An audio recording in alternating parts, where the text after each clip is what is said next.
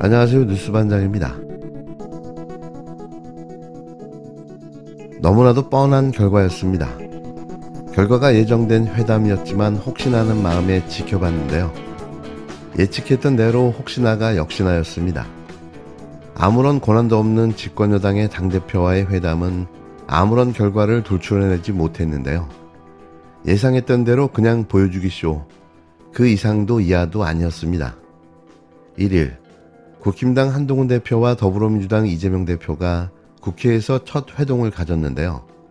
총 180분, 3시간에 걸친 논의에도 불구하고 여야는 의료대란과 최상병 특검법, 금융투자소득세법 등 어느 쟁점 사안에도 합의를 도출해내지 못했습니다.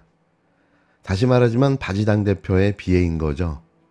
여야 당수의 공식 회담으로는 11년 만에 한동훈, 이재명 두 당대표가 만났습니다. 지난해 이 대표의 구속 여부를 두고 정면으로 맞붙었던 사이였지만 손을 맞잡은 두 사람은 농담까지 주고받는 화기애애한 분위기의 회담을 시작했는데요.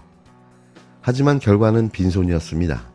공개 모두 발언 30분과 비공개 회동 100분, 참모들 없이 당대표 간 단독 회동 40분까지 총 3시간을 만났지만 여야는 핵심 쟁점에 번번이 합의에 실패했습니다. 아무런 결정 권한이 없는 집권여당 대표와의 회담 결과는 참담했는데요. 그냥 소리 없는 메아리, 공수표 그 이상도 아니었습니다.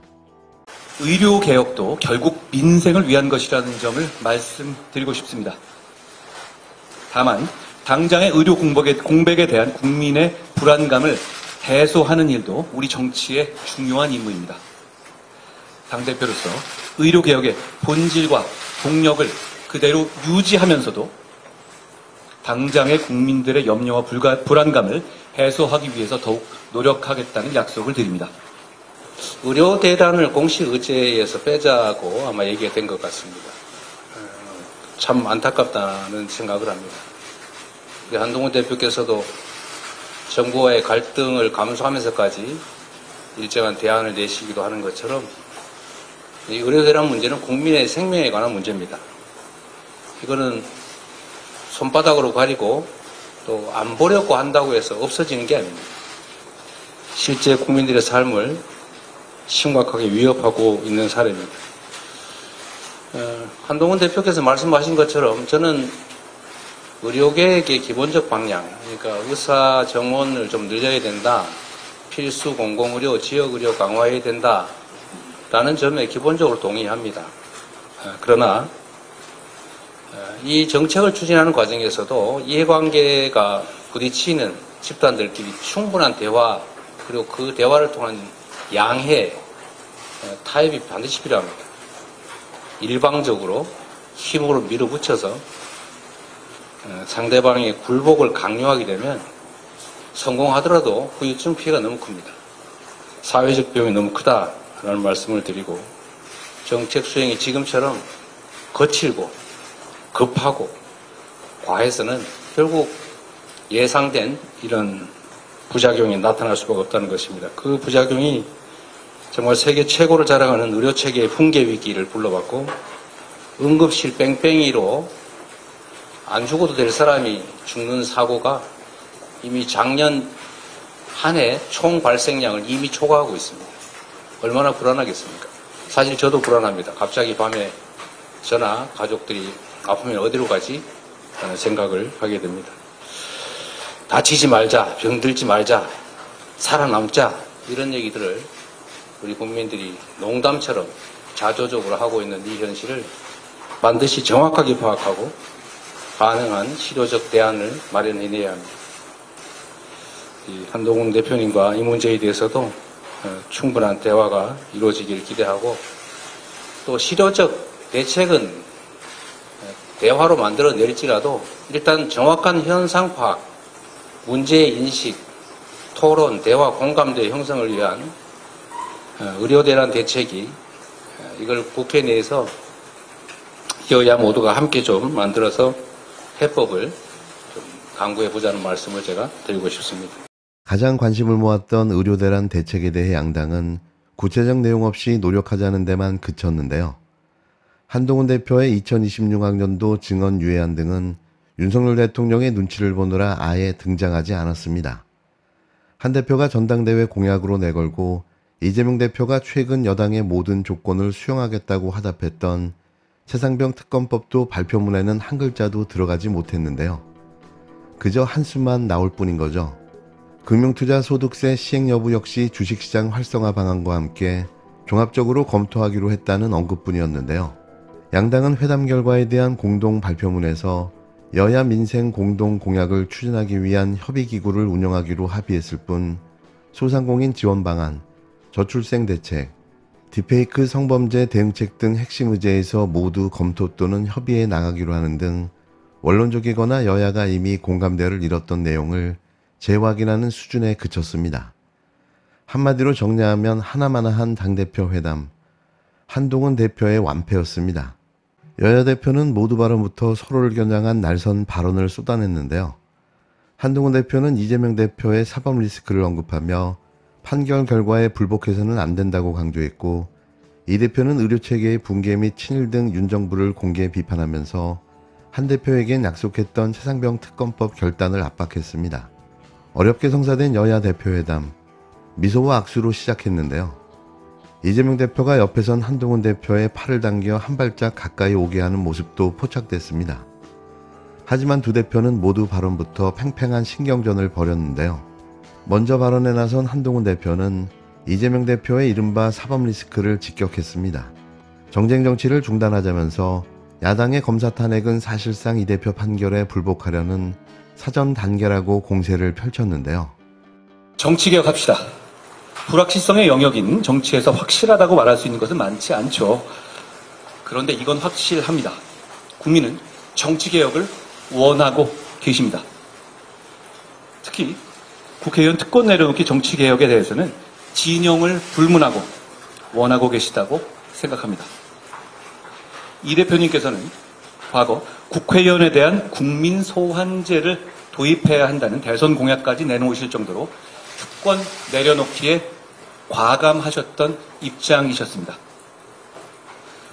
불체포특권, 재판 기간 중 세비 반납 등 이미 국민 여론이 충분히 공감하고 논의된 특권 내려놓기 개혁을 이번에는 반드시 실천해보자는 말씀을 드립니다. 최근 이 대표님을 수사한 검사에 대한 탄핵이 헌법재판소에서 만장일치로 기각됐죠.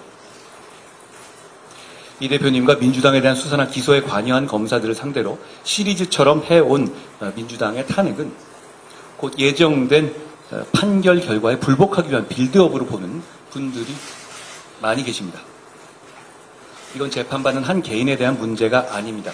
사법부의 재판에 대해서 주류 정치 세력이 불복하면 민주주의의 위기, 법치주의의 위기가 오고 국민 모두가 피해를 보기 때문입니다.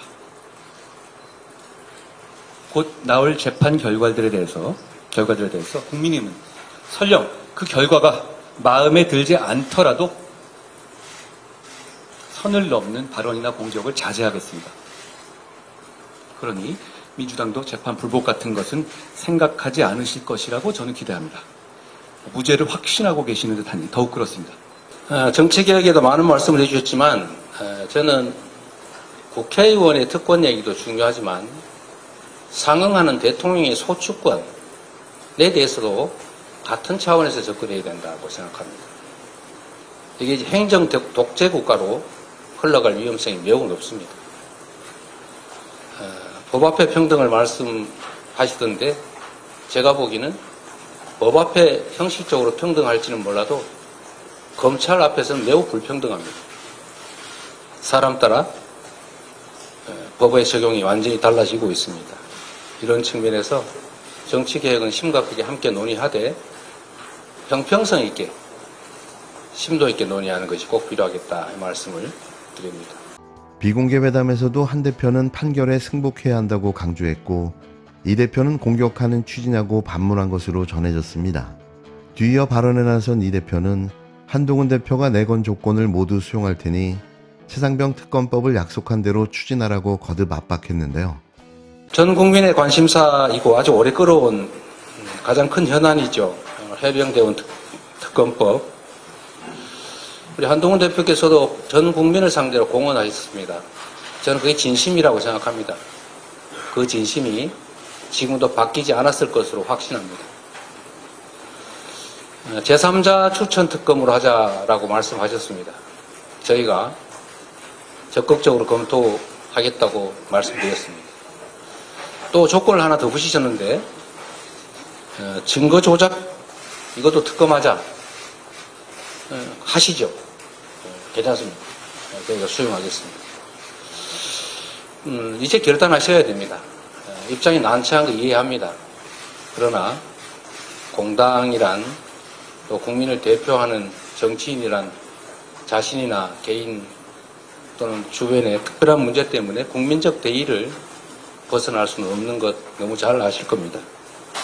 말씀하신 것이기도 하고 또 해야 될 일이기도 하고 그러니 이제 결단해 주시기 부탁드리고 또 뭐 소소한 조건들을 추가한다면 그 역시도 저희가 적극적으로 검토하겠다는 말씀을 드립니다.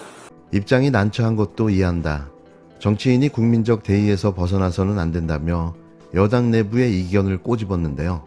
재판의 승복하란 공격에 사람에 따라 검찰의 법 적용이 매우 불평등하다고 맞받았습니다. 민주당이 추진 중인 민생회복 지원금에 대해선 한동훈 대표가 현금 살포라고 규정하자 곧바로 잘못 알고 있다고 반박했는데요. 민주당은 현금 살포를 민생 대책으로 말씀하십니다만 쓸 수 있는 혈세는 한정되어 있고 개인들이 느끼는 격차의 질과 수준이 다 다르기 때문에 모두에게 획일적인 똑같은 복지가 아니라 모두의 필요에 맞춰진 복지를 하겠다는 것이 국민의힘의 생각입니다. 내년 취약계층에 대한 지원금을 4인 가족 기준으로 연간 240만 원을 늘린 것이나 저소득 대학생에 월 20만 원의 주거 장학금을 신설하는 것, 연 240입니다. 사병 월급을 205만 원으로 늘린 것, 소상공인 지원 예산을 역대 최대로 대폭 늘린 것도 그 실천이죠. 이런 민생 대책은 민주당이 주장하는 현금 살포처럼 일회성이 아니라는 점에서 더 효과적입니다. 그리고 무엇보다 정교합니다. 국민의힘은 그런 생각을 더욱 집중적으로 실천하기 위해서 격차 해소 특별위원회를 출범시켰습니다. 전 국민에게 소비 쿠폰을 지급하는 전국민 민생회복지원금도 저는 적정한 선에서 우리가 대화로 타협했으면 좋겠습니다. 현금 지원이라고 말씀하시는데 좀 잘못 알고 계신 것 같고 이건 현금을 지원하는 게 아니라 특정 기간 내에 몇 개월 안에 쓰지 않으면 소멸하는 소멸성 지역 화폐, 즉 소비 쿠폰입니다. 해당 지역에서 소상공인 자영업자 골목 상권에서만 쓸 수 있는 소비 진작책이다.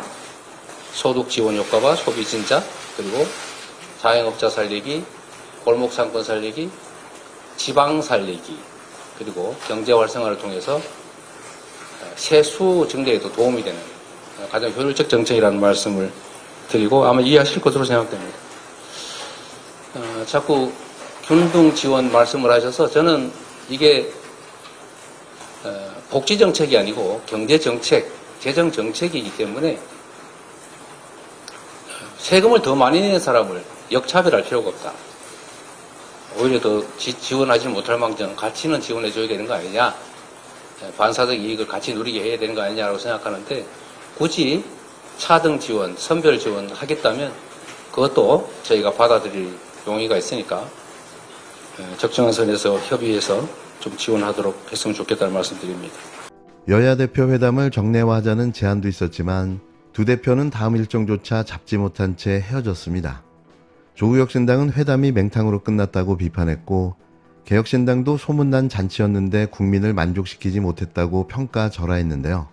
대통령실은 의료대책 협의 등에 대한 언급 없이 국회 정상화의 계기가 되기를 희망한다며 짤막한 환영 입장을 내놨습니다. 하지만 이 입장은 그냥 립서비스였는데요. 심기가 뒤틀린 윤석열 대통령은 오늘 열리는 22대 국회 개원식에 결국 불참합니다. 현직 대통령의 국회 개원식 불참은 1987년 민주화 이후 이번이 처음인데요. 대통령실은 특검과 탄핵을 남발하는 국회를 정상화하는 게 먼저라며 책임을 야당에게 돌렸습니다. 그러면서 뭘 환영한다고 하는 걸까요? 이렇게 비정상적인 대통령이 또 있었을까요? 제발 빨리 끌어내렸으면 좋겠습니다. 어제 열린 여야 당대표 회담은 한동훈 대표의 완패였는데요. 그가 바지사장이라는 사실만 다시 한번 인증됐습니다. 특히 최근에 계엄 얘기가 자꾸 얘기되고 있고 종전에 만들어졌던 계엄안에 보면 계엄 해제를 국회가 요구하는 것을 막기 위해서 국회의원들을 계엄 선포와 동시에 체포 구금하겠다라는 그런 계획을 꾸몄다는 얘기도 있습니다. 이거 완벽한 독재국가 아닙니까? 이런 문제에 대해서도 우리가 오히려 더 심각하게 고민해야 된다. 정치적 공세가 아니라 국가와 국민 그리고 이 나라의 미래를 위해서 합리적이고 모두가 동의할 수 있는 안들을 만들어야 된다고 생각합니다. 물론 합의가 심치 않습니다. 저는 그 중에서도 합의되는 실현 가능한 것부터 먼저 하자 이런 입장을 언제나 가지고 있고 그래서 정치개혁과 관련해서는 우리 한동훈 대표께서도 공개적으로 약속하셨던 지구당 부활 문제만이라도 우선적으로 좀 처리했으면 좋겠다 그 생각이 듭니다.